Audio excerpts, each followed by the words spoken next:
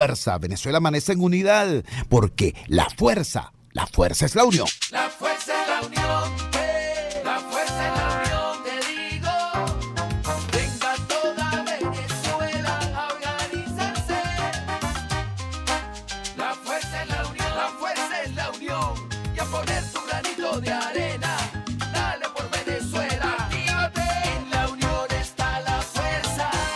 Por eso te digo que la fuerza es la unión. Muy buenos. Hola, bienvenidos todos a este su espacio. La Fuerza de la Unión, una ventana abierta de la sociedad democrática venezolana para compartir con todos ustedes, más allá de cualquier distingo puntual, partidista o ideológico, la angustia, la preocupación, la justa indignación por lo que hoy está ocurriendo en nuestro país y también la certeza, la confianza, la esperanza de que trabajando juntos, de que remando unidos en la misma dirección, somos capaces de la Venezuela de trabajo y de respeto, la Venezuela con alimentos y con medicinas, la Venezuela con democracia y con libertad, que todos necesitamos y que ciertamente todos merecemos. Así como dice mi amigo Rocco Remo cuando dice viernes de cuadre. ¿Recuerdan que siempre nos dice que si la luna sirve para cortarse el pelo, cosa que a mí no es exactamente los comentarios que más me hacen falta, o que va a caer billete del cielo, pues que es otro pronóstico que casi nunca podemos ver, o nunca podemos ver. Hoy, este viernes 8 de febrero, yo creo que lo podemos denominar no tanto como viernes de cuadre, sino como viernes de aprendizaje. Yo creo que es muy importante echar una mirada a lo que ha ocurrido en las últimas 24 horas para entender un poco lo que dijimos ayer al final del programa. Estamos en un tiempo de crisis política y en estos tiempos de crisis política los cambios se dan de manera acelerada y a veces de manera inesperada.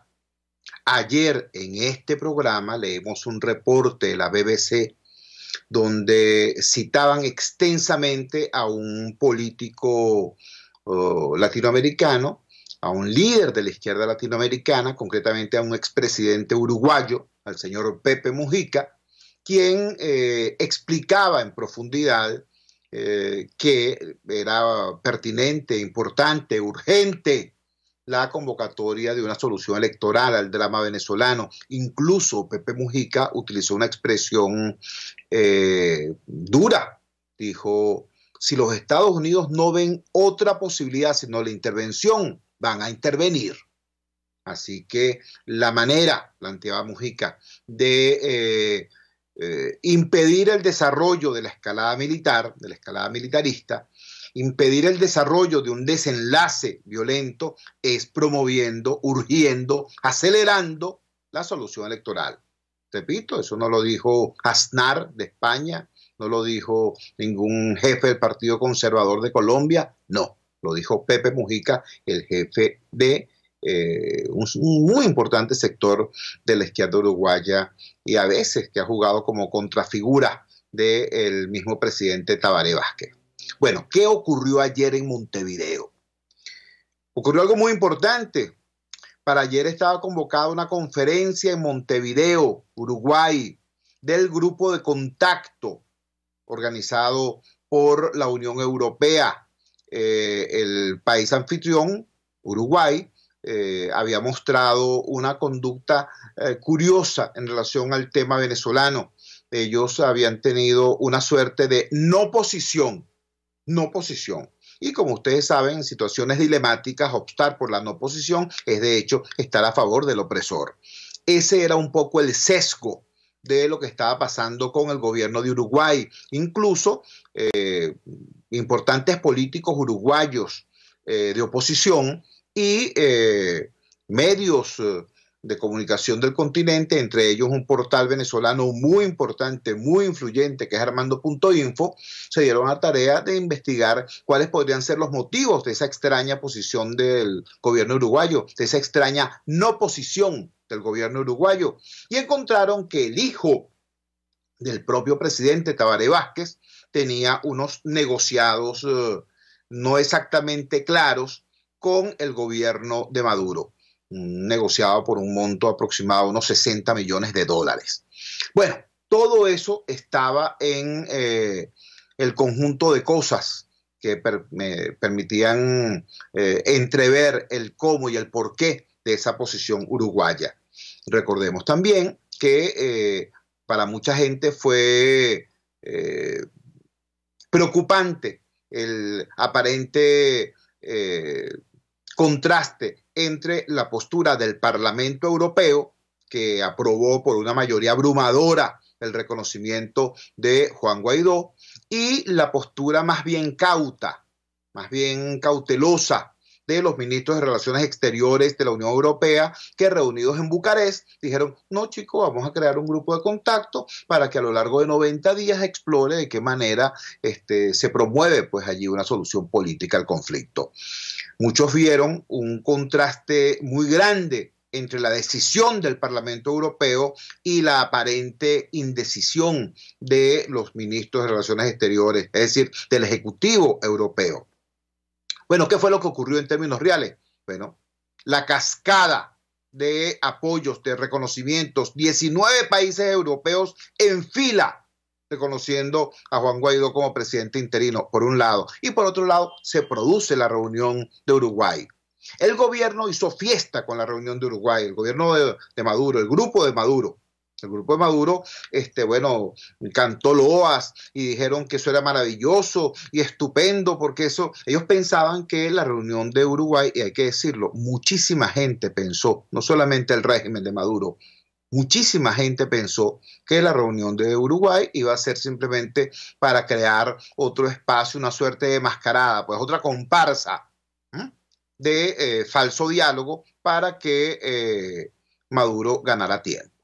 Mucha gente pensó eso, y ayer se produjeron incluso declaraciones de importantes políticos venezolanos, entre ellos, por ejemplo, recuerdo la de mi amigo el vicepresidente de la Asamblea Nacional, Stalin González, advirtiendo que bueno, no, que se reúnan si quieren allá en Uruguay, pero que nosotros no vamos a ir para eso porque es una perdera de tiempo, etcétera, etcétera, etcétera. Y por otro lado, Maduro diciendo que no, que eso era una maravilla lo que estaba pasando allá.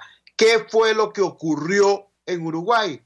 Bueno, que el gobierno de Maduro recibió una derrota en toda la línea, una derrota sorpresiva para ellos. Ocurrió que la cumbre, la reunión del grupo de contacto en Montevideo, aprobó una declaración que termina exigiendo, exhortando, promoviendo la realización de elecciones en Venezuela en el más breve lapso posible. En el más breve lapso posible. Pero no solamente se contentaron con eso, sino que además decidieron enviar una misión técnica a Caracas para reunirse con todos los actores a los efectos de promover precisamente esa solución electoral en el más breve lapso posible. Una solución electoral limpia, con observación internacional y apegada a los estándares internacionales de transparencia y credibilidad, es decir, con otro CNE. Eso fue lo que se aprobó ayer en Montevideo, y se aprobó, repito, enviar la misión técnica a Caracas, y además se aprobó exhortar a Maduro a no impedir el ingreso de ayuda humanitaria al país, por si quedara alguna duda.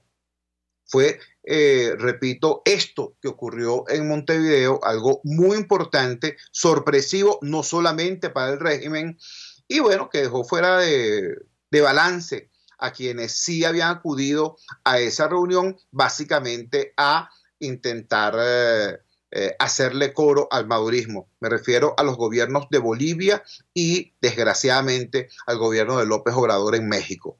Tanto México como Bolivia se abstuvieron de firmar la declaración. Todos los demás países sí, en efecto, lo hicieron.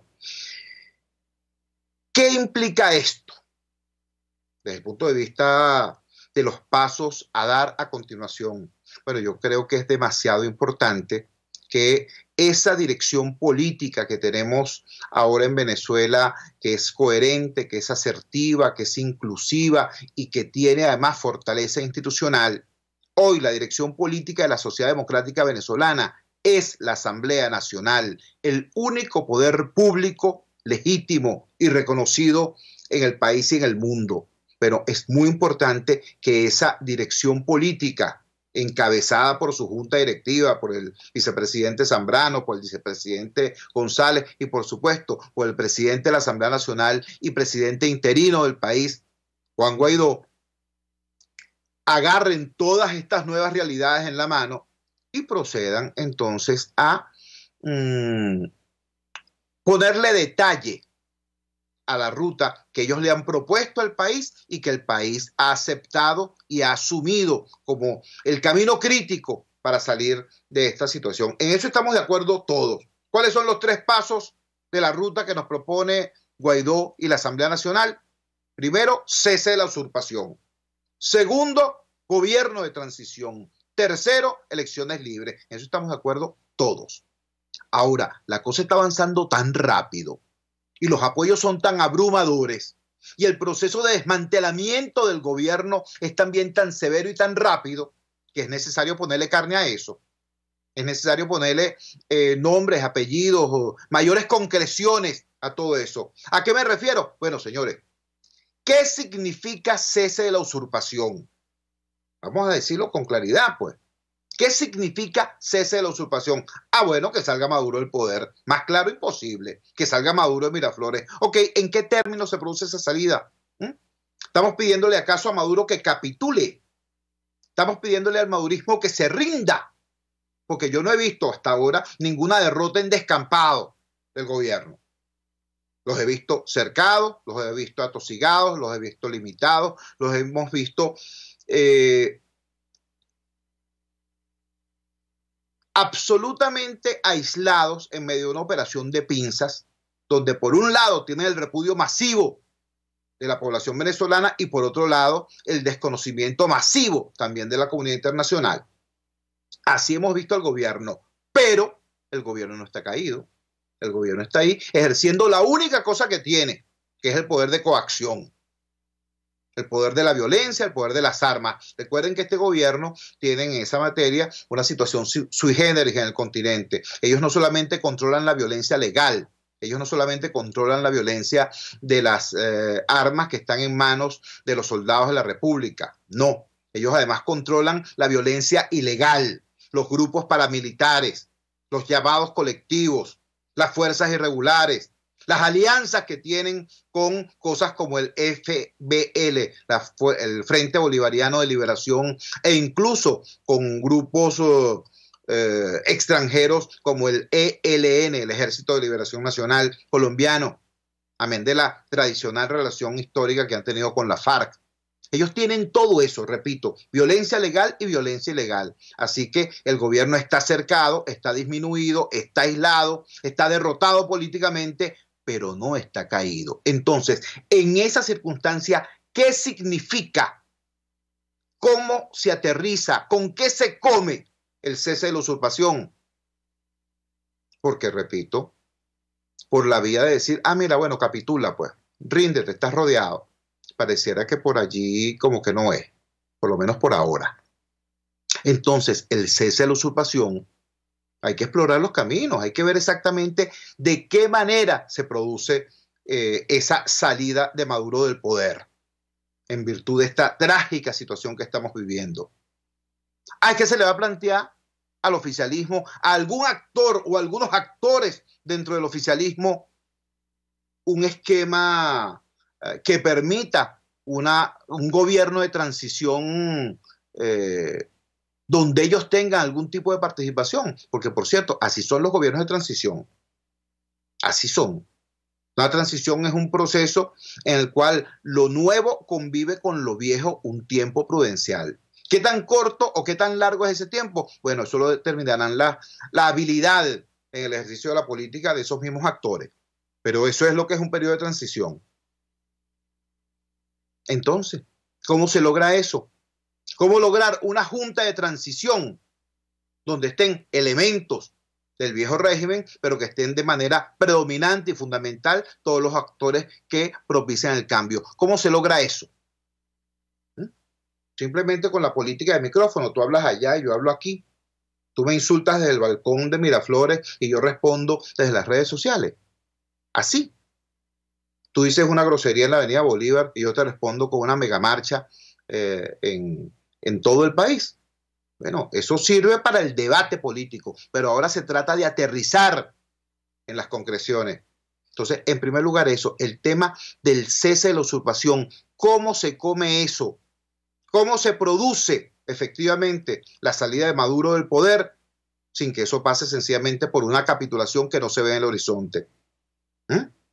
Bueno, eso da lugar entonces a que se aterrice en lo que sería el segundo paso de la línea, de la estrategia planteada por la Asamblea Nacional, el gobierno de transición. ¿Cómo sería ese gobierno de transición? ¿Sería un gobierno de Juan Guaidó? ¿Sería eso? Porque si fueran así las cosas, si esa fuera la distribución de la fuerza, fuera muy fácil. En el primer round, Maduro capitula. En el segundo round, asume Guaidó. En el tercer round, se convocan las elecciones y bueno, listo, bueno y santo. Pero la realidad no es tan sencilla como esa. Pareciera que para lograr el cese de la usurpación, para lograr la salida de Maduro del poder, tendrías que plantearte un esquema de transición que de alguna forma incluya a los factores del régimen desplazado. Porque, repito, esos son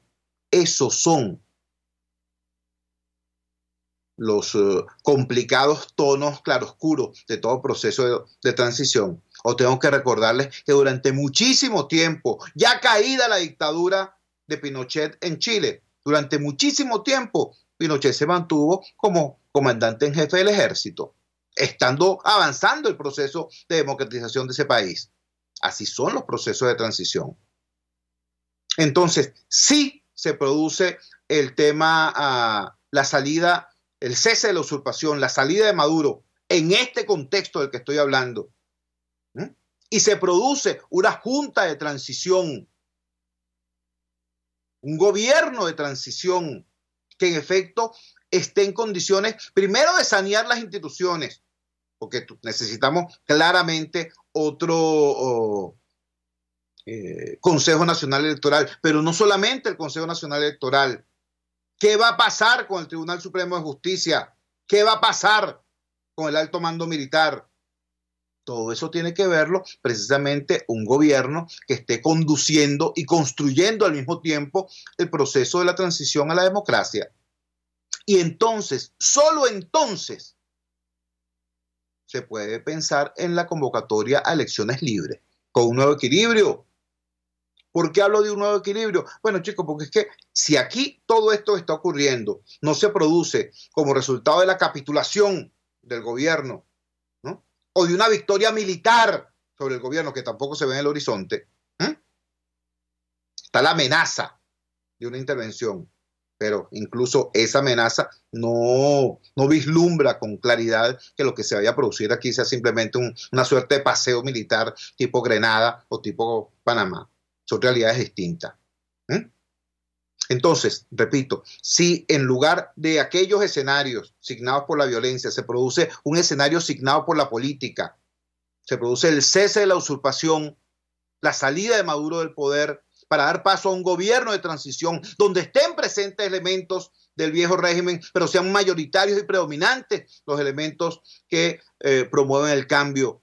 Si en ese contexto se produce además el saneamiento de las instituciones, se puede producir entonces las elecciones libres. ¿Qué tendrían que satisfacer? ¿Qué condiciones tendría que satisfacer esa convocatoria de elecciones libres? Bueno, sencillo, claro. A algunos no les gustará, pero esas son las realidades de la vida, sobre todo de los procesos de transición a la democracia. Tendría que haber garantías para todos los actores, todos. Los actores que queremos cambio necesitamos garantías para poder ir a una elección. ¿Qué garantías serían esas? Bueno, vale. Primero, un nuevo Consejo Nacional Electoral confiable, creíble. En segundo lugar, una revisión exhaustiva del registro electoral. En tercer lugar, una revisión incluso del proceso de automatización. Recordemos, la empresa que promovió y construyó el sistema de voto automatizado se fue de este país denunciando que el gobierno había manipulado ese sistema y había inventado 1 millón de votos. Entonces, hay que revisar exhaustivamente también lo que es el proceso del voto automatizado. Hay que garantizar la presencia de la observación internacional efectiva. Todo eso es indispensable antes de pensar acá en unas elecciones. Pero es que somos solamente nosotros los que vamos a necesitar garantías. Somos solamente nosotros los que vamos a exigir garantías. No, el gobierno también va a exigir garantías. Ellos saben que están hasta aquí. Ellos saben que han incurrido en un conjunto de cosas que son desde abusos puros y simples hasta en algunos casos delitos. Delitos contra los derechos humanos y delitos contra la cosa pública. Ellos lo saben. Y ellos saben que al soltar el poder, eso que llaman los politólogos elegantes, los gastos de salida, los costos de salida serían inmensos. Entonces, muy probablemente ellos planteen garantías para bajar esos costos de salida y poder acceder a una solución electoral. ¿Cuáles serían esas medidas? Bueno, ya las pedirán ellos, ya las establecerán ellos si llegamos a ese momento, pero muy claramente pueden tener que ver con el tema del alto mando militar y el tema del Tribunal Supremo de Justicia. ¿Por qué? Bueno, porque si tienen un alto mando militar completamente contrario a ellos y un Tribunal Supremo de Justicia completamente contrario a ellos, los van a juzgar y van a tener la fuerza necesaria para que ese proceso de juicio en efecto se produzca, amén de otras cosas que también son posibles y desagradables. Entonces, repito y redondeo con esto. Hay garantías preelectorales que exige el campo democrático y hay garantías postelectorales que va a exigir el oficialismo.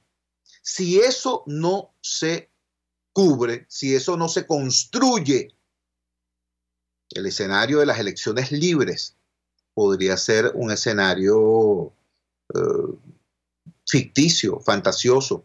¿Por qué? Porque unas elecciones en las que, por ejemplo, no participe el chavismo, un chavismo aplastado militarmente, ilegalizado, perseguido, pero es un actor. Unas elecciones así se parecerían mucho a estas elecciones del madurismo, donde ilegaliza la oposición, ilegaliza los partidos, inhabilita a nuestros candidatos y después convocan elecciones. Unas elecciones así no tienen como resultado la estabilidad.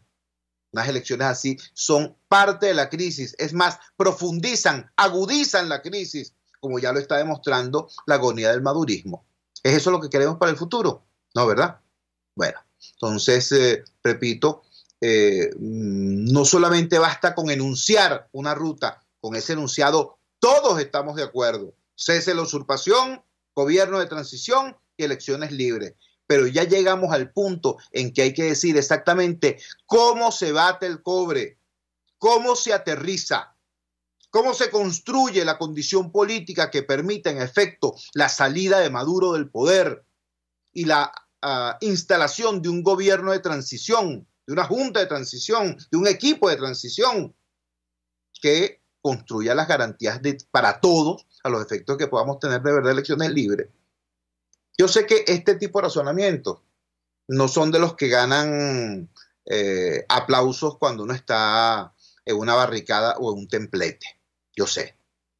Pero en este momento de país, en este momento tan grave que está viendo el país, hay que hablar así, con la serenidad y con la sobriedad a la que ya nos ha acostumbrado un líder tan sereno, sobrio, pero firme y asertivo como lo es Juan Guaidó.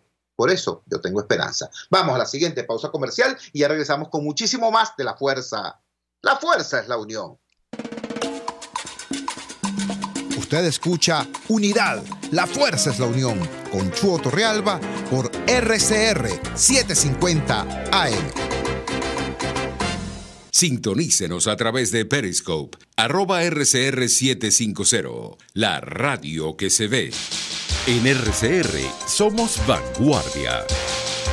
Toda la programación de tu RCR también la puedes seguir a través de la internet. Audio y video en tiempo real. Noticias y mucho más. No te pierdas ni un segundo de nuestra programación. No hay excusa ni cadena que valga para que dejes de escucharnos. Ingresa a rcr.tv, la radio que se ve.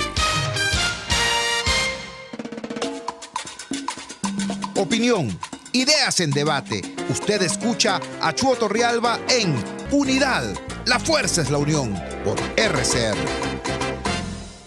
Regresamos a La Fuerza es la Unión y lo hacemos ahora con un tema de fondo, con un tema muy grave, con el tema económico. Ayer la Asamblea Nacional dio la tasa de la inflación para enero y la inflación anualizada. Es doloroso tener que informar que en efecto la inflación en Venezuela hace tiempo superó los 2 millones % de inflación. Estamos en 2.6 millones % de inflación anualizada y con una inflación diaria de 3.5%. Diaria. 3.5% es más, muchísimo más que la inflación de la mayoría de los países de la región. Afortunadamente tenemos nosotros en medio de tanta desgracia, de tanto infortunio, tenemos a una Asamblea Nacional que se preocupa por darle al país información certera sobre este drama. Voy a compartir de inmediato con ustedes una entrevista que ahora más temprana hicimos con el diputado Ángel Alvarado de la Comisión de Finanzas de la Asamblea Nacional. Escuchemos. Vamos a conversar de inmediato con el diputado Ángel Alvarado, integrante de la Comisión de Economía de la Asamblea Nacional. Ayer, jueves 7, esta instancia parlamentaria dio a conocer su estimación sobre la marcha del proceso hiperinflacionario en nuestro país, información que ya quisiera el gobierno y el Banco Central, o el grupo de Maduro y el Banco Central, mantener secuestrada. Como ustedes saben, un esfuerzo duro y productivo, ciertamente, ha permitido que la Asamblea Nacional ofrezca esta información, este indicador. Ángel, muy buenos días, gracias por atender nuestra llamada madrugadora. Cuéntanos, ¿cuáles son los principales hallazgos? ¿Cuál es el pulso que la Asamblea Nacional le ha tomado a este proceso? Te escuchamos. Buenos días, Chu, un placer. Bueno, ayer dimos a conocer la cifra de inflación de enero. Tenemos una variación de precio de 191,6%. Esto lo que me está diciendo es que los precios en promedio se triplicaron durante el mes de enero. Normalmente el mes de enero es un mes en el cual los precios varían más lento que en el resto del año. Pero bueno, si para enero tenemos 191, podemos esperar que para este año la inflación va a estar en un nivel pues sumamente elevado, en una senda que se va a mover alrededor de 10 millones de variación porcentual, tal como proyectaban organismos internacionales como el Fondo Monetario Internacional. Esto quiere decir que la inflación diaria en Venezuela es de 3,5%. 3,5% es la pérdida del valor del dinero cada día. 3,5% es igual a la inflación anual de muchos países que consideran tener una inflación elevada. Exactamente, la inflación diaria en Venezuela es la inflación de todo un año, incluso más de 3,5% en Venezuela, que es lo que tiene Chile, que tiene Perú, que tiene Colombia, que tienen una inflación de 2% aproximadamente. Entonces, bueno, básicamente eso lo que está viendo es que tienes un proceso sumamente acelerado, un proceso de empobrecimiento muy importante de los venezolanos, y la inflación interanual, es decir, cuando comparas enero 2019 contra enero 2018, ya nos da una inflación de 2.688.870 de variación porcentual, cuando el año pasado esa inflación, cuando lo medías en enero interanual, estaba alrededor de 3.000%. Entonces, bueno, se ha acelerado, se ha destruido la moneda durante todo este año y, bueno, esto tiene un efecto devastador sobre la calidad de vida del venezolano.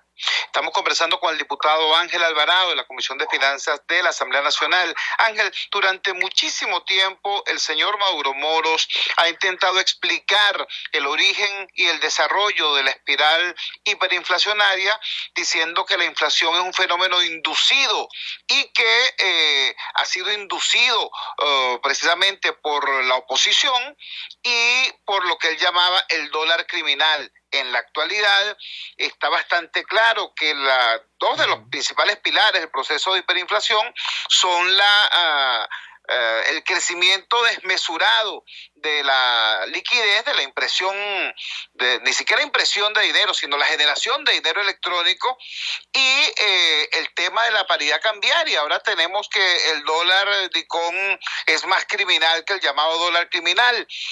¿Cómo se explica esta cabalgata desesperada del gobierno hacia una inflación cada vez mayor?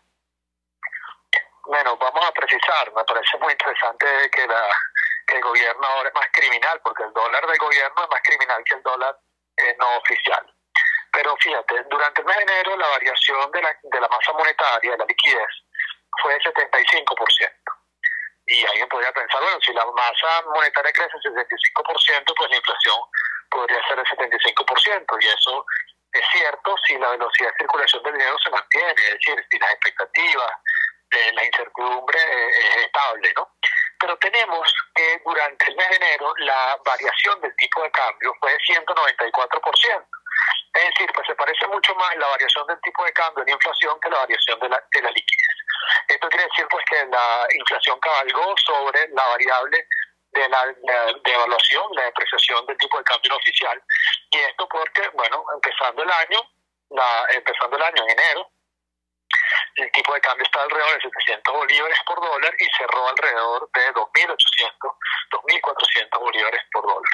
Esto generó una depreciación sumamente importante del tipo de cambio y bueno, nos ha traído esta situación sumamente lamentable. ¿Qué explica esa variación del tipo de cambio? Bueno, una explicación era que estaba rezagado en la variación del tipo de cambio, pero también otra es la inestabilidad política, la usurpación, la destrucción absoluta del sistema democrático, del Estado de Derecho, y esa incertidumbre es una variable ciertamente muy importante para explicar ese tipo de fenómenos hiperinflacionarios, que no son otra cosa sino, bueno, la pérdida de valor del dinero y su inversa, que es el aumento de los precios como producto de la destrucción de la capacidad de compra de la moneda. Quisiera ahora, seguimos conversando con el diputado Ángel Alvarado, integrante de la Comisión de Finanzas de la Asamblea Nacional. Quisiera ahora tocar un tema con el cual tú has sido muy responsable y muy cuidadoso.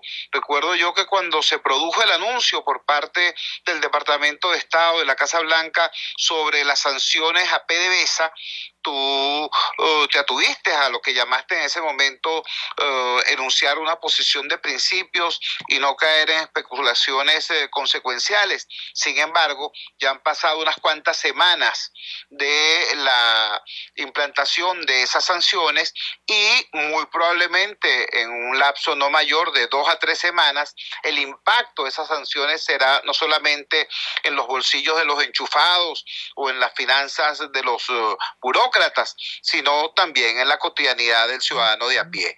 ¿Qué se ha planteado la Asamblea Nacional? Y te lo planteo así porque afortunadamente hoy podemos decir que la Asamblea Nacional es la dirección política de la sociedad democrática venezolana. ¿Qué se ha planteado la Asamblea Nacional para esta circunstancia que prácticamente la tenemos encima? Porque en lo que escasee la gasolina, todo se va a disparar aún más de lo que ya está y algo igual podemos esperar que ocurra con la paridad cambiaria. ¿De qué manera va a ser esto procesado políticamente por, repito, esa instancia que hoy es nuestra dirección política, que cuenta con el apoyo de la inmensa mayoría del pueblo democrático venezolano? Bueno, yo tengo que reiterar, ¿no?, que el tema de PDVSA y los crímenes financieros que ya se han cometido y el caldo de cultivo para la corrupción que ha sido toda esta industria, que ha sido destruida, y no solo destruida, sino corrompida, es lo que nos lleva a esta situación. Nadie quiere mantener relaciones con esta empresa. La cierre de cuenta de PDVSA es algo que viene mucho antes de las sanciones sobre la estatal petrolera, y esto era un proceso que se veía venir porque se ha convertido en un mecanismo de lavado de dinero. Ahora, ¿qué consecuencia va a traer que Venezuela se haya aislado del mundo? Bueno, evidentemente hay consecuencias importantes. Una postura que yo he mantenido es que estas consecuencias no son inmediatas, es decir, esto no es que de la noche a la mañana se acaba la gasolina. Muchos analistas decían pues que eran 15 días, y bueno, ya vemos que todavía queda alguna gasolina por allí, o queda gasolina por allí. ¿Qué quiero decir con esto? Bueno, que siempre hay opciones para PDVSA. Venezuela sigue siendo un país con grandes reservas, con posibilidades, o sea, con juego, con margen de maniobra, y todavía se puede triangular con buques que vienen de empresas como Trafigura, que son traders, venta de petróleo en el mercado spot, compra de diluyentes a través de socios de PDVSA o empresas mixtas, o en desviar los buques no a Estados Unidos sino a la India. Es decir, pues, ¿no? Todavía hay un poco de margen y bueno, esos alarmismos, creo que todavía queda un poco de juego, y por eso, bueno, hay que ser muy prudentes con todo esto. Ahora bien, este tema es un ahogo, un cerco que poco a poco va teniendo consecuencias sobre la caja de PDVSA, una empresa que cada vez le cuesta más pues operar, que no tiene acceso al crédito, que esto sí que es importante, y no tiene acceso al crédito porque está quebrada, porque nadie quiere, porque no paga, porque se retrasa mucho en cumplir honrar sus compromisos. Y bueno, esa quiebra de PDVSA, que ya tiene un tiempo, que apenas está produciendo 1 millón de barriles, tiene unas consecuencias tremendas sobre el pueblo venezolano. Junto a eso está el tema de la caja del gobierno, que tenía el banco como nuevo banco, ya no puede manejar Nicolás Maduro, la transferencia de activos a Juan Guaidó. Todo eso va acercando a Nicolás Maduro. Y la pregunta que uno se hace, bueno, ¿hasta dónde está pensando llegar Nicolás Maduro? Siguiendo esta lógica de mantenerse en el poder a toda costa, no importando las consecuencias que tenga para el pueblo. Evidentemente es una respuesta que pareciera que podría llevar hasta la inmolación. No importa qué sufre el pueblo, no importa las consecuencias de mantenerse fuera del Estado de Derecho, no importa el cataclismo que puede generar en la economía, lo importante es mantenerse en el poder a toda costa, y eso realmente es algo que clama al cielo, como se evidencia también con el tema de la ayuda humanitaria, que es rechazado de tajo, y no solo rechazado, sino negado. Se niega la emergencia humanitaria compleja, se niega la hiperinflación, y negando todo eso, pues pareciera que marca claramente un camino de mantenerse a toda costa en el poder. Estamos conversando con Ángel Alvarado. Ángel Alvarado es parlamentario, es representante popular, es economista de profesión, pero sobre todo es una persona que tiene una estrecha relación orgánica con sus electores. Ángel Alvarado es diputado por Petare, y Petare no solamente son populosos barrios populares, Petare también tiene zona industrial, Petare también tiene clase media golpeada, pero la tiene. El municipio Sucre es de alguna manera un resumen del país. ¿Qué mensaje le envías tú, Ángel, a tus electores, que repito, son una especie de síntesis de Venezuela, para afrontar este tramo de la crisis política que tenemos por delante, sabiendo que el generador fundamental de hiperinflación, de malestar, de penuria, de escasez, es precisamente el régimen de Maduro? ¿Cuál es tu mensaje como vecino y como diputado? En la vida a uno se le plantean a veces una disyuntiva de hacer lo conveniente o hacer lo correcto. Y a veces es una opción, quiere decir abandonar la otra. Lo más fácil es hacer lo conveniente, adaptarse, pensar en sí mismo, y otras veces hacer lo correcto. Y lo malo de lo conveniente es que muchas veces no lleva a buen camino. Hacer lo correcto siempre lleva a hacer al buen camino. Por eso nosotros respaldamos a Juan Guaidó juramentario el 23 de enero. Por eso nosotros estamos haciendo todo ese sacrificio por recuperar la democracia en Venezuela. Y cuando uno hace lo correcto, uno tiene que tener confianza en sí mismo, tener confianza en que va a poder. Y creo que ahorita el llamado al venezolano es que tengamos confianza en nosotros mismos, confianza en las posibilidades del pueblo venezolano, confianza en la gran mayoría que somos, confianza en que estamos haciendo lo correcto. Y por eso el llamado todo el 12 de febrero a salir a la calle, mantenernos en las calles, para que cada uno tenga la posibilidad de colocar su granito de arena por la liberación y el rescate y la restitución de la democracia en Venezuela. Ángel, te agradecemos profundamente que nos hayas regalado estos minutos en esta madrugada del viernes 8 de febrero. Era Ángel Alvarado, diputado de la Asamblea Nacional, integrante de la Comisión de Finanzas, y la persona que mantiene al país informado sobre el pulso del proceso hiperinflacionario. Gracias, Ángel. Un placer, muchas gracias.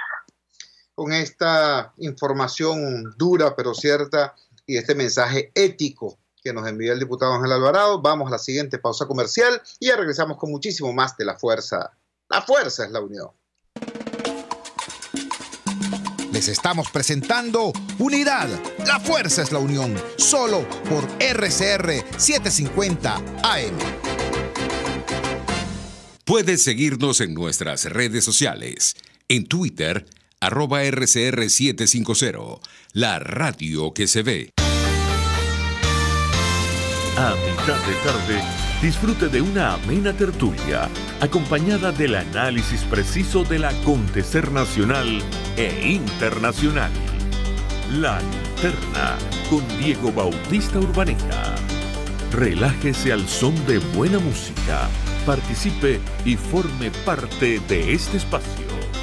La Linterna, de lunes a viernes, a partir de las 2 de la tarde, por RCR 750 AM.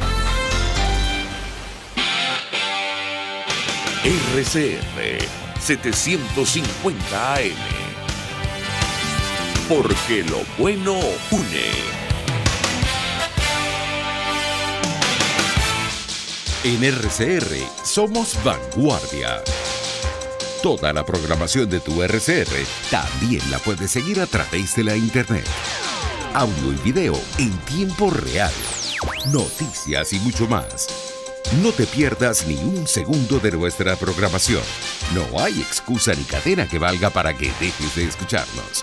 Ingresa a rcr.tv, la radio que se ve.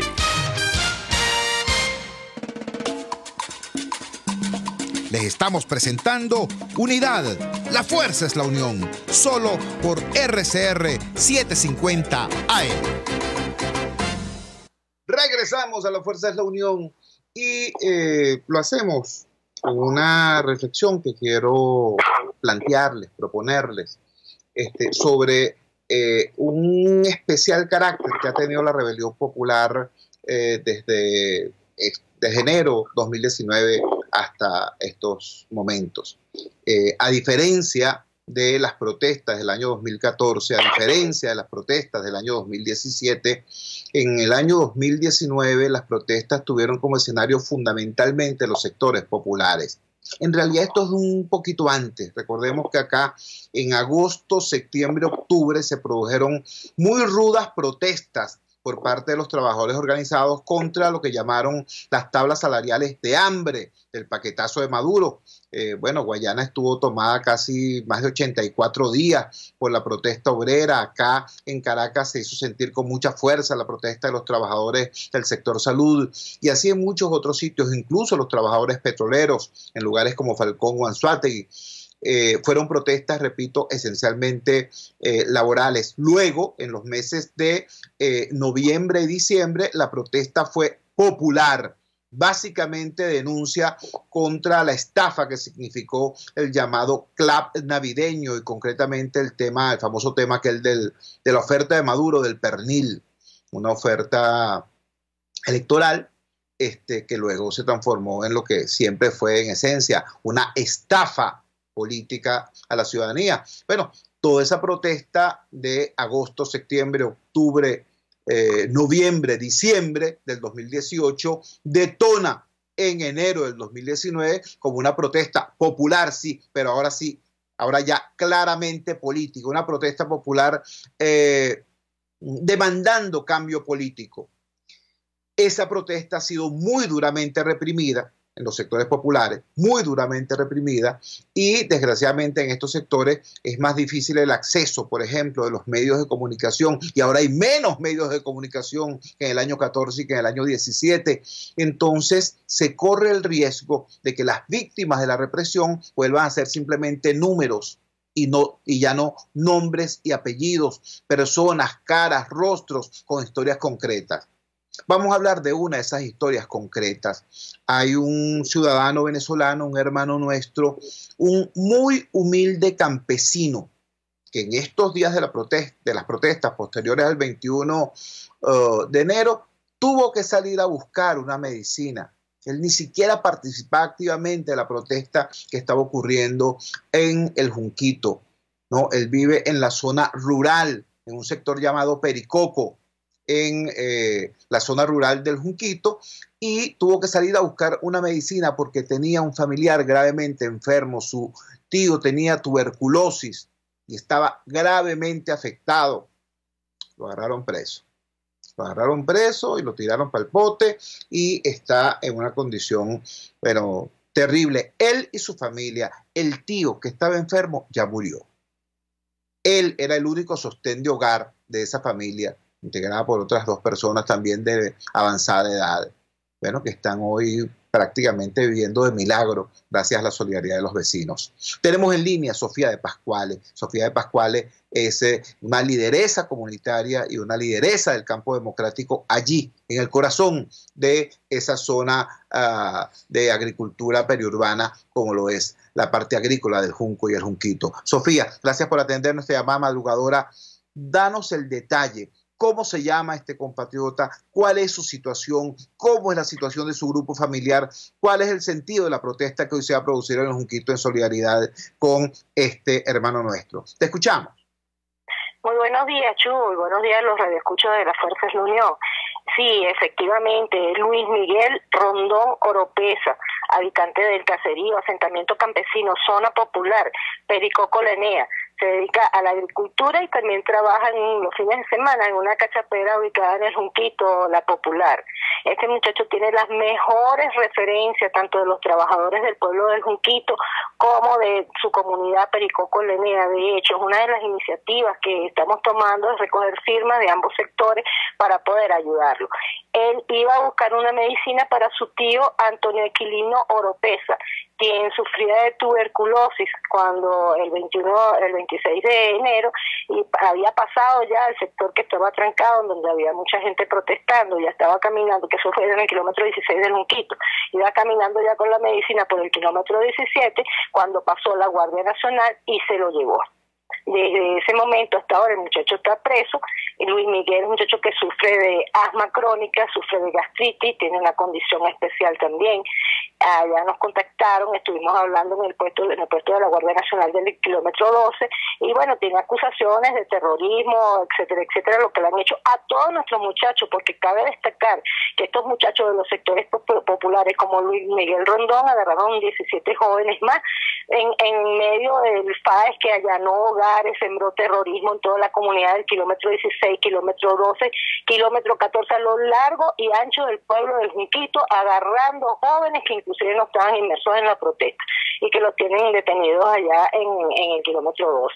Pericoco es un asentamiento campesino. Tuvimos oportunidad de visitar la vivienda de Luis Miguel, una vivienda en un estado de pobreza crítica, paredes de bareque, piso de tierra, no hay cocina ni bombona de gas, lo que hay un fogón en una habitación, y él es sostén de hogar tanto de su madre, que es una señora de casi 60 años, como su abuela, que tiene 95 años.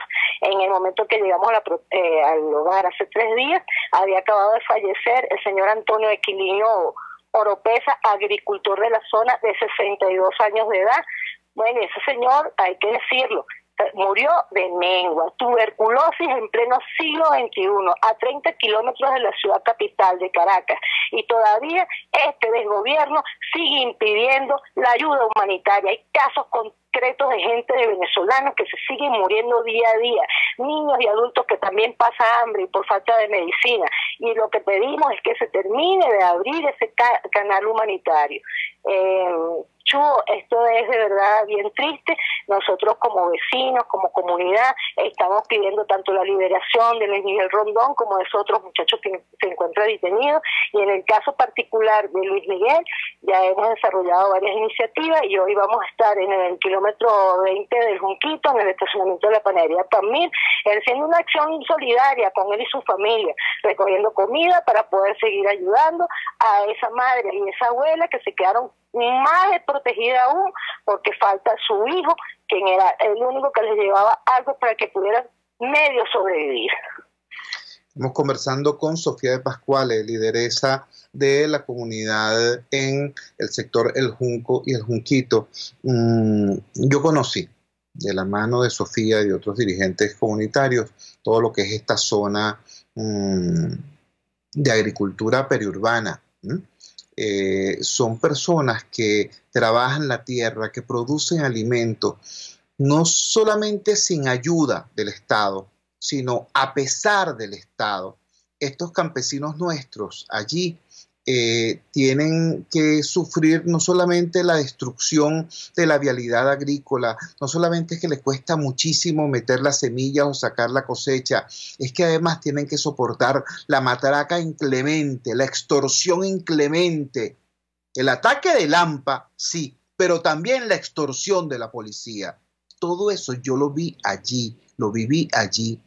Y este joven es uno de los tantos campesinos nuestros que viven en esas circunstancias y que hoy están producto de toda la injusticia acumulada por 20 años de demagogia, ahora agravada por la represión madurista.